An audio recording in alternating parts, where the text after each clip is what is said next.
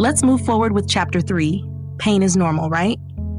This chapter shines a light on how society trains women to normalize pain, physical and emotional, in ways that would never be expected of men.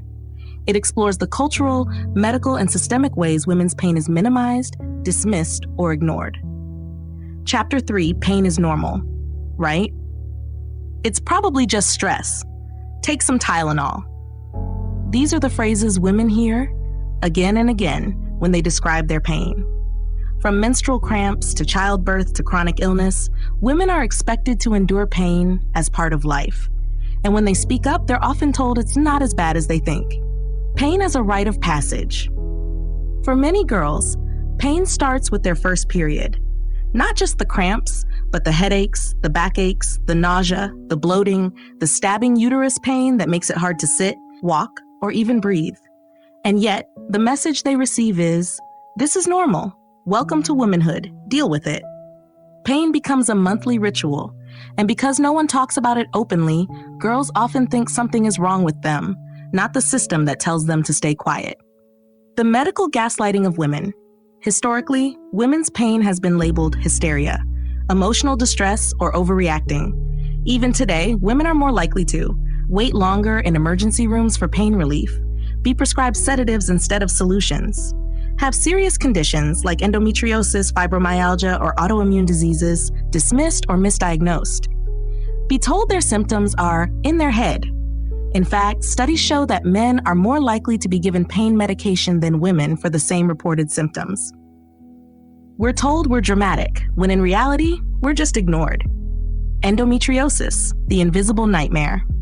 Take endometriosis, a condition where tissue similar to the lining of the uterus grows outside of it, causing extreme pain, fatigue, and sometimes infertility. It affects 1 in 10 women, yet it takes on average 8 to 10 years to be diagnosed. Why? Because period pain is normalized, no matter how severe. Many women live their whole lives being told their pain is normal, only to find out years later it was treatable, if anyone had listened. Childbirth, the ultimate pain test. No conversation about normalized pain would be complete without talking about childbirth. Women are expected to endure hours, even days, of contractions and labor, tear, bleed, and risk their lives, then bounce back within weeks, smile for Instagram, and maybe go back to work. In some cultures, women are even praised for giving birth naturally, without meds, as if using pain relief is weakness. And what happens when they speak up about trauma, complications, or postpartum depression? At least you have a healthy baby. You'll forget the pain eventually. Other women have it worse. The pain of childbirth is too often romanticized until it kills. And it still does, especially for Black women, who are 3 to 4 times more likely to die in childbirth in the US due to medical racism and neglect. Emotional pain counts too.